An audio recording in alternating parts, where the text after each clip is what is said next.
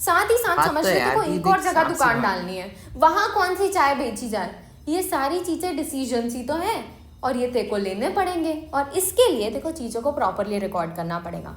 और अगर तू प्रॉपरली रिकॉर्ड करना चाहता है तो तेको अकाउंटिंग की मदद लेनी है। अब रामू बोल रहा है कि भाई अकाउंटिंग ऐसा करता क्या है, हर दिन जहां भी तू पैसे लगा रहा है, जहां से भी तेरे पास पैसे आ रहे हैं, उन चीज़ों को लिखेगा। जैसे तू 2 चाय पत्ती के पैकेट खरीद के लेके आया, तूने खर्च किए, तू उसको रिकॉर्ड करेगा। फिर तूने 10 कप चाय बेची, पैसे आए, उनको रिकॉर्ड करेगा। तो देखो जो भी चीज़ें हर दिन के हिसाब से तू काम करे जा रहा है ना, उनको लिखते जा। अब क्या है ना, पूरे साल भर का तू लिखते जाएगा तो बहुत लंबी लिस्ट बन जाएगी। अभी तेरे को इसमें से कुछ नहीं समझ आने वाला। तो अब क्या करेंगे ना, इसमें से चीज़ों को अलग करेंगे। जैसे हमने चाय पत्ती के पैकेट खरीदे, पूरे साल भर हम चाय पत्ती के पैकेट खरीदे होंगे, तो हम कोशिश करेंगे कि सारे चाय पत्ती के पैकेट के खर्चे को एक जगह ले जाएं। सिमिलर वे में तूने शक्कर खरीदी होगी, सारे शक्कर के खर्चे को हम एक जगह ले जाएंगे। सारे जितनी भी तूने चाय बेची उनके पैसे आने वाले को हम अलग जगह ले जाएंगे। तो हम क्या कर रहे हैं ना, तेरे सारे के सारे खर्चे, सारे के सारे इनकम को अलग अलग क्लासिफाई कर रहे हैं, अलग अलग बांट रहे हैं। ठीक है, तो पहला काम हमने चीज़ों को रिकॉर्ड किया, दूसरा काम हम क्लासिफाई कर रहे हैं। हमने चाय पत्ती का खर्चा अलग रख दिया, हमने शुगर का खर्चा अलग कर दिया, हमने जितनी चाय बेची उसके जितने पैसे आए उसको अलग कर दिया। तो इससे क्या होगा ना, मेरे पूरे साल भर में कितना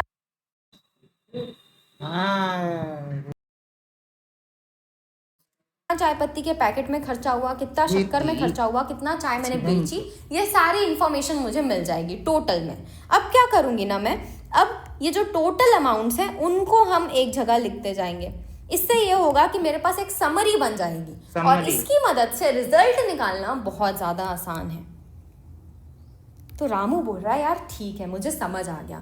तो हमने बोला कि यार रामू देख, ये सारी चीज़ें जो तू कर रहा है ना, वो सारी की सारी चीज़ें तेरे को मनी के फॉर्म में करनी है। ध्यान रखना, तू ऐसे नहीं लिख सकता कि 2 चाय पत्ती के पैकेट खरीदे। तेरे को लिखना पड़ेगा कि जो 2 चाय पत्ती के पैकेट तूने खरीदे वो कितने रुपए के पड़े। सिमिलर वे में तूने 10 कप चाय बेची, तो ये 10 कप चाय बेचने से तेरे पास कितने पैसे आए वो तेरे को लिखना पड़ेगा। ये ज़रूरी इसलिए ताकि तेरा जो यूनिट है वो सेम रहे, एक बेस यूनिट सेम रहे। सब अगर रुपीज़ में होगा तभी तू कैलकुलेशन कर पाएगा। ठीक है, तो रामू को तो चीज़ें समझ आ गई। अब एक बात बताओ, ये जो इन्फॉर्मेशन हमने इतनी सारी रामू को दी, ये हमको मिली कहाँ से? ये इन्फॉर्मेशन हमें दी American Institute of Certified Public Accountants ने। उन्होंने बोला कि भाई देखो, accounting is the art of recording, classifying and summarising. अब एक बात बताओ, हम जो CMA स्टूडेंट्स इसको पढ़ रहे हैं उनको बताना है अब कि हम जो है ये रिकॉर्डिंग, क्लासिफाइंग और समराइजिंग किसकी मदद से करते हैं। अगर आपने फाइनेंशियल अकाउंटिंग पढ़ा होगा तो आपको पता होगा, हम रिकॉर्ड करते हैं with the help of journal, हम क्लासिफाई करते हैं with the help of ledger, हम समराइज करते हैं with the help of trial balance. ठीक है, सो अकाउंटिंग एक ऐसा आर्ट है जिसकी मदद से रिकॉर्ड, क्लासिफाई और समराइज हम करते हैं। ये सारी चीजें हम सिग्निफिकेंट मैनर में करते हैं। अब ये क्या है उसको समझो। अब रामू की दुकान तो छोटी सी थी, पर समझ लो कि अगर कोई 10,000 करोड़ की कंपनी है, उनके यहाँ के एम्प्लॉयज 10 रुपए का पेन खरीद के लेके आए। अब एक बात बताओ, क्या कंपनी रिकॉर्ड करेगी क्या हमने 10 रुपए का पेन खरीदा, ऐसे करके जर्नल रिकॉर्ड करेगी क्या? सोच के देखो यार, इतने छोटे छोटे से खर्चों को अगर वो अलग से जर्नल बनाने लग गई तो पागल हो जाएगी कंपनी। तो वो क्या करते हैं पता है, ये ऐसे छोटे मोटे खर्चों को ना अदर्स में डाल देते हैं। वो ऐसा बिल्कुल नहीं करने वाले कि खर्चों को रिकॉर्ड ही ना करें, वो रिकॉर्ड करेंगे लेकिन सारे छोटे मोटे खर्चे अदर्स में डाल देंगे। तो इससे ये होगा कि सब कुछ सिग्निफिकेंट मैनर में भी दिख रहा है और साथ ही साथ सारे खर्चे रिकॉर्ड भी हो रहे हैं। हमको ये सारा काम किस में करना है? इन टर्म्स ऑफ मनी करना है। सारी चीज़ें मनी के फॉर्म में होंगी। ये ध्यान रखना कि वही ट्रांजेक्शन्स, वही इवेंट्स हम रिकॉर्ड करेंगे जो फाइनेंशियल कैरेक्टर के हैं, है ना। इससे क्या होगा, जब आप चीज़ों को रिकॉर्ड, क्लासिफाई, समराइज कर लेते हो सिग्निफिकेंट मैनर में इन टर्म्स ऑफ मनी में, तो रिजल्ट्स निकालना आपके लिए बहुत ज़्यादा आसान हो जाता है। रिजल्ट हम किसकी मदद से निकालते हैं? हम निकालते हैं प्रॉफिट एंड लॉस अकाउंट की मदद से और बैलेंस शीट की मदद से। प्रॉफिट एंड लॉस अकाउंट की मदद से हमको प्रॉफिट और लॉस पता चल जाता है, बैलेंस शीट की मदद से हमको एसेट्स और लायबिलिटीज पता चल जाती हैं। तो अब हमको ये तो पता चल गया कि अकाउंटिंग की कैसे जाती है, पर एक बात बताओ, अकाउंटिंग करने की ज़रूरत ही क्या है? क्यों मैं चीज़ों को रिकॉर्ड, क्लासिफाई, समराइज और इंटरप्रेट करने की कोशिश कर रही हूँ? हम ये सारी चीज़ें कर रहे हैं ताकि ऑर्गेनाइजेशन के अंदर डिसीजंस बनाए जाएं। जैसे हमने रामू के बिजनेस में बताया था कि कितने सारे डिसीजंस लेने पड़ते हैं, वैसे ऑर्गेनाइजेशन के अंदर बहुत सारे डिसीजंस लेने पड़ते हैं। अब बताओ ये डिसीजन लेगा कौन? जैसे रामू का बिजनेस है, क्या रामू के बिजनेस में मैं डिसीजन लूंगी क्या? बिल्कुल नहीं। मेरे को तो कोई मतलब ही नहीं है कि रामू कैसा काम कर रहा है, अच्छा कर रहा है, नहीं कर रहा है, हमको कोई मतलब नहीं है। रामू के बिजनेस से किसको मतलब है? रामू को मतलब है। अगर रामू का बिजनेस अच्छा नहीं करेगा तो उसको अफेक्ट करेगा, रामू का बिजनेस अच्छा करेगा तो उसको फायदा मिलेगा। तो रामू को यहाँ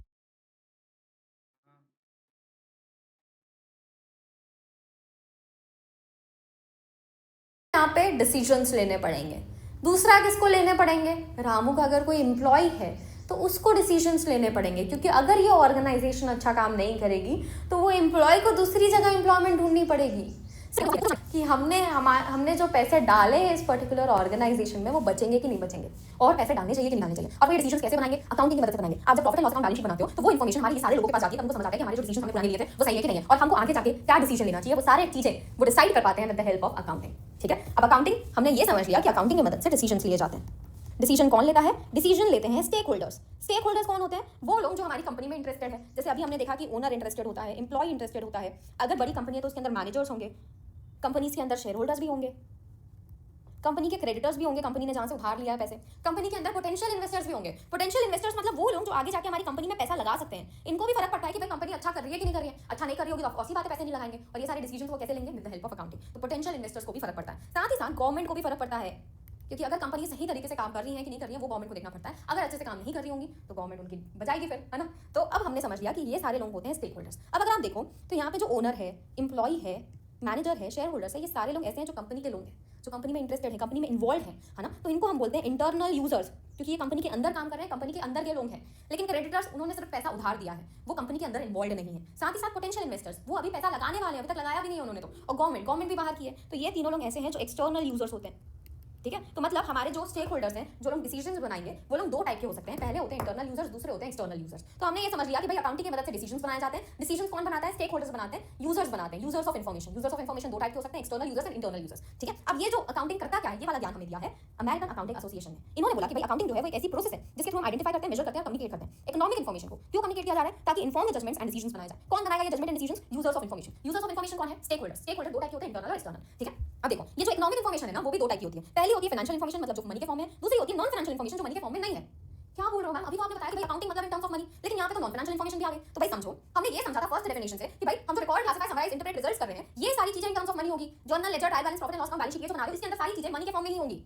लेकिन अकाउंटिंग सिर्फ इतने तक सीमित नहीं है, इसके आगे भी अकाउंटिंग का काम है। अकाउंटिंग नॉन फाइनेंशियल इन्फॉर्मेशन पे भी फोकस करता है। तो आपको ये ध्यान रखना है कि जो दोनों डेफिनेशन है वो कॉन्ट्रडिक्ट नहीं कर रही। ये डेफिनेशन इसको आगे ले जा रही है, वो बोल रही है कि फाइनेंशियल इन्फॉर्मेशन तो जरूरी है, रिकॉर्ड, क्लासिफाई, समराइज और इंटरप्रेट रिजल्ट्स करना जरूरी है, लेकिन उसके साथ साथ नॉन फाइनेंशियल इन्फॉर्मेशन भी जरूरी है। नॉन फाइनेंशियल इन्फॉर्मेशन हमारे पास होगी तभी हम आगे के डिसीजंस ले पाएंगे। जैसे कि हमारा जो सप्लायर है वो आगे जाके हमको रॉ मटेरियल सस्ते में देने वाला है, क्योंकि उसका अच्छा रिलेशन बन गया, इसमें कुछ भी फाइनेंशियल ट्रांजैक्शन नहीं है, लेकिन ये इन्फॉर्मेशन इंपॉर्टेंट है क्योंकि इससे आगे जाके मेरा प्रॉफिट बढ़ने वाला है। As a non financial information इनको मैं क्या कर सकती हूँ? इनको मैं इन पांचों में मतलब रिकॉर्ड, क्लासिफाई, समराइज और इंटरप्रेट रिजल्ट्स में तो नहीं रिकॉर्ड कर सकती, मेरे को इनको अलग से रिकॉर्ड करना पड़ेगा। तो हम अलग से एक नोट डाल के लिख सकते हैं, है ना। Non financial information are important for decision making. देखो financial information primary source of information है, इससे मुझे पता चलता है कि मैं आज कितना प्रॉफिट अर्न कर रही हूँ, लेकिन मैं आगे जाके कितना प्रॉफिट अर्न कर सकती हूँ, कितने लॉसेस मुझे हो सकते हैं, ये सब पता करने के लिए नॉन फाइनेंशियल इन्फॉर्मेशन पे डिपेंड होना पड़ता है, क्योंकि इसकी मदद से मैं डिसीजंस ले पाती हूँ। ठीक है, अब फाइनेंशियल इन्फॉर्मेशन भी दो टाइप की होती है। पहली होती है कॉस्ट इन्फॉर्मेशन, दूसरी होती है other financial information. Cost information मतलब वो इन्फॉर्मेशन जो आपको मिलती है कॉस्ट अकाउंटिंग से। कॉस्ट इन्फॉर्मेशन क्या होती है? कॉस्ट इन्फॉर्मेशन मतलब समझ लो सारी कॉस्ट से रिलेटेड इन्फॉर्मेशन। जैसे अगर आपको डिपार्टमेंट का खर्चा जानना है, आप जो प्रोडक्ट या सर्विसेज बना के कस्टमर्स को दे रहे हो उनका खर्चा जानना है, आपकी मशीन जो आपकी मशीन चल रही है उसका खर्चा जानना है, तो सारी जो खर्चों से रिलेटेड इन्फॉर्मेशन होगी ना वो कॉस्ट इन्फॉर्मेशन कहलाती है। और अगर आपको कॉस्ट इन्फॉर्मेशन चाहिए तो आपको कॉस्ट अकाउंटिंग के ऊपर डिपेंड होना पड़ता है। अब देखो यार, अकाउंटिंग ना सिर्फ एक ब्रांच नहीं है कॉस्ट अकाउंटिंग। अकाउंटिंग की तीन अलग अलग टाइप की ब्रांच है, पहली है फाइनेंशियल अकाउंटिंग, दूसरी है कॉस्ट अकाउंटिंग और तीसरी है मैनेजमेंट अकाउंटिंग। हम अब देखेंगे कि इनके बीच में डिफरेंस क्या है। बट बिफोर दैट हमने अभी तक जितनी चीजें पढ़ी उसको रिवाइज करने की कोशिश करते हैं। हमने देखा कि भाई अकाउंटिंग जो है वो करते कैसे हैं। इसके अंदर हमने देखा कि हम पहले रिकॉर्ड करते हैं, क्लासिफाई करते हैं, समराइज करते हैं, इंटरप्रेट रिजल्ट्स करते हैं, ये सारी चीजें हम मनी के फॉर्म में करते हैं। वही ट्रांजैक्शंस को रिकॉर्ड करते हैं जो मनी के फॉर्म में फाइनेंशियल नेचर के हैं, है ना। ये सारी चीजें हम सिग्निफिकेंट मैनर में करते हैं। अकाउंटिंग की क्यों जाती है? हम इसलिए करें ताकि हम डिसीजंस बना पाएं। डिसीजंस कौन बनाएंगे? इन्फॉर्मेशन यूजर्स बनाएंगे, है ना। इस इन्फॉर्मेशन की मदद से डिसीजंस कौन लेगा? यूजर्स डिसीजन लेने वाले। यूजर्स मतलब कौन? Stakeholders. स्टेक होल्डर कितने टाइप के होते हैं? दो टाइप के होते हैं, इंटरनल एंड एक्सटर्नल। अब इसके बाद हमने देखा कि भाई जो इन्फॉर्मेशन हम दे रहे हैं वो इकोनॉमिक इन्फॉर्मेशन होगी। इकोनॉमिक इन्फॉर्मेशन दो टाइप की होती है, financial information and non financial information. Economic information मतलब ऐसी इन्फॉर्मेशन जिसकी मदद से ऑर्गेनाइजेशन की हेल्थ जान सकते हो। फाइनेंशियल इन्फॉर्मेशन मतलब जो रुपये के टर्म में है, नॉन फाइनेंशियल इन्फॉर्मेशन मतलब जो रुपये के टर्म में नहीं है। फाइनेंशियल इन्फॉर्मेशन भी दो टाइप की होती है, पहली होती है कॉस्ट इन्फॉर्मेशन, दूसरी होती है other financial information. Cost information कहां से मिलेगी? कॉस्ट अकाउंटिंग से मिलेगी। फिर हमने देखा कि अकाउंटिंग के तीन अलग अलग टाइप के ब्रांचेस हैं, financial accounting, cost accounting, management accounting. ये तीनों ब्रांचेस है क्या, क्यों है, वो समझने के लिए हम इनके बीच का डिफरेंस अब देख रहे हैं। देखो सबसे पहले हम मीनिंग देखते हैं। जो अभी तक हमने अकाउंटिंग की डेफिनेशन बताई, रिकॉर्ड की हेल्थ जान सकती हूँ। फाइनेंशियल इन्फॉर्मेशन मतलब जो रुपये के टर्म में है, नॉन फाइनेंशियल इन्फॉर्मेशन मतलब जो रुपये के टर्म में नहीं है। फाइनेंशियल इन्फॉर्मेशन भी दो टाइप की होती है, पहली होती है कॉस्ट इन्फॉर्मेशन, दूसरी होती है other financial information. Cost information कहाँ से मिलेगी? कॉस्ट अकाउंटिंग से मिलेगी। फिर हमने देखा कि अकाउंटिंग के 3 अलग अलग टाइप के ब्रांचेस हैं, financial accounting, cost accounting and management accounting. ये तीनों ब्रांचेस है क्या, क्यों है, वो समझने के लिए हम इनके बीच में फिर हमने डिसीजंस कौन बनाएंगे? इंफॉर्मेशन यूजर्स बनाएंगे, है ना। इस इंफॉर्मेशन की मदद से डिसीजंस कौन लेगा? यूजर्स डिसीजन लेने वाले हैं। यूजर्स मतलब कौन? Stakeholders. स्टेक होल्डर कितने टाइप के होते हैं? 2 टाइप के होते हैं, इंटरनल एंड एक्सटर्नल। अब इसके बाद हमने देखा कि भाई ये जो इन्फॉर्मेशन हम दे रहे हैं वो इकोनॉमिक इन्फॉर्मेशन होगी। इकोनॉमिक इन्फॉर्मेशन 2 टाइप की होती है, financial information and non financial information. Economic information मतलब ऐसी इन्फॉर्मेशन जिसकी मदद से मैं ऑर्गेनाइजेशन की हेल्थ जान सकती हूँ। फाइनेंशियल इन्फॉर्मेशन मतलब जो रुपये के टर्म में है। नॉन फाइनेंशियल इन्फॉर्मेशन मतलब जो रुपये के टर्म में नहीं है। फाइनेंशियल इन्फॉर्मेशन भी 2 टाइप की होती है, पहली होती है कॉस्ट इन्फॉर्मेशन, दूसरी होती है अदर फाइनेंशियल इन्फॉर्मेशन।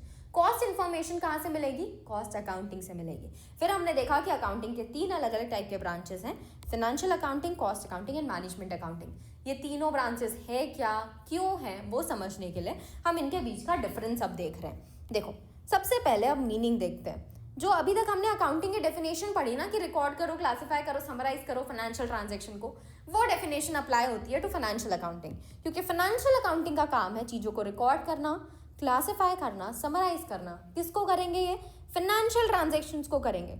मतलब जो रुपये के टर्म में है वो सारे के सारे फाइनेंशियल ट्रांजैक्शंस को वो रिकॉर्ड, क्लासिफाई और समराइज करेंगे of an organisation is known as financial accounting. Cost accounting क्या करता है? कॉस्ट अकाउंटिंग भी करेगा रिकॉर्ड, क्लासिफाई, समराइज, लेकिन ये सिर्फ और सिर्फ कॉस्ट डाटा को करेगा।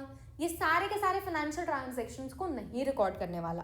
तो ये भी रुपये के टर्म में होता है, ये भी मनी वाली चीज़ें रिकॉर्ड करता है, लेकिन सिर्फ कॉस्ट रिलेटेड मनी चीज़ें, ठीक है। बाकी जो होंगी, जैसे क्रेडिटर से पैसा लिया, वो हमारा कॉस्ट से रिलेटेड नहीं है, हमारा जो प्रोडक्ट बन रहा है उससे रिलेटेड नहीं है, तो वो हमने क्रेडिटर से पैसा लिया, वो हमारे कॉस्ट अकाउंटिंग का पार्ट नहीं बनेगा।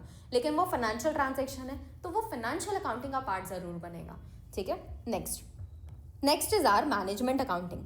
मैनेजमेंट अकाउंटिंग जो है वो financial as well as non financial information दोनों का इस्तेमाल करता है, क्योंकि ये मैनेजर्स को इन्फॉर्मेशन देता है और मैनेजर्स को डिसीजन बनाने, और डिसीजन बनाने के लिए नॉन फाइनेंशियल इन्फॉर्मेशन की भी ज़रूरत होती है। तो मतलब हमारा फाइनेंशियल अकाउंटिंग सिर्फ मनी के ऊपर फोकस करता है, कॉस्ट अकाउंटिंग सिर्फ मनी के ऊपर फोकस करता है, कॉस्ट रिलेटेड डाटा पे फोकस करता है।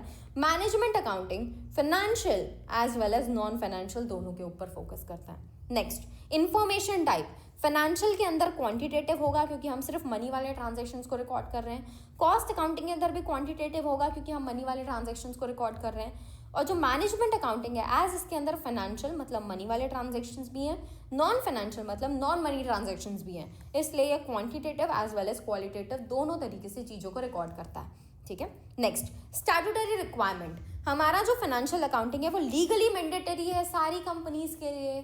सारी कंपनीज को प्रॉफिट एंड लॉस अकाउंट और बैलेंस शीट बनानी पड़ती है, क्योंकि भाई यही वो इन्फॉर्मेशन है जो एक्सटर्नल यूजर्स के पास जाती है। जो हमारे एक्सटर्नल यूजर्स हैं, क्रेडिटर्स, पोटेंशियल इन्वेस्टर्स, गवर्नमेंट, उनके पास क्या जाता है? उनके पास profit and loss account and balance sheet ही जाता है। इसीलिए फाइनेंशियल अकाउंटिंग को लीगली मैंडेटरी किया गया है ताकि एक्सटर्नल यूजर्स को इन्फॉर्मेशन दी जा सके। कॉस्ट अकाउंटिंग जो है वो मेनली की जाती है for internal users. Internal users के लिए कॉस्ट अकाउंटिंग अप्लाई किया जाता है, लेकिन कुछ जगह में हमको कॉस्ट ऑडिट करनी पड़ती है और कॉस्ट ऑडिट की इन्फॉर्मेशन गवर्नमेंट के पास जाती है। मतलब एक्सटर्नल यूजर में सिर्फ एक गवर्नमेंट होगी जिसको हम कॉस्ट अकाउंटिंग की इन्फॉर्मेशन देंगे, और उसके अलावा बाकी सारे यूजर्स इंटरनल होने वाले हैं, ठीक है। इसलिए लीगली मैंडेटरी है सिर्फ कुछ कंपनीज के लिए, और ये जो है ये इंटरनल यूजर्स के लिए बनाई जाती है। एक्सटर्नल में कौन होगा? सिर्फ और सिर्फ गवर्नमेंट होगी, वो भी कुछ स्पेसिफिक केसेस में, ठीक है। Next, management accounting. Management accounting का कोई भी स्टैट्यूटरी रिक्वायरमेंट नहीं है, क्योंकि ये पूरी तरीके से मैनेजर्स के लिए बस बनाई जाती हैं, ठीक। Next, analysis of profit. जब हम फाइनेंशियल अकाउंटिंग के अंदर प्रॉफिट निकालते हैं ना, तो पूरी की पूरी ऑर्गेनाइजेशन का प्रॉफिट निकालते हैं। मैं एक प्रोडक्ट, एक सर्विस, एक प्रोजेक्ट का प्रॉफिट नहीं निकाल रही यहाँ पे मैं पूरी की पूरी ऑर्गेनाइजेशन का प्रॉफिट निकालूंगी। लेकिन वही जब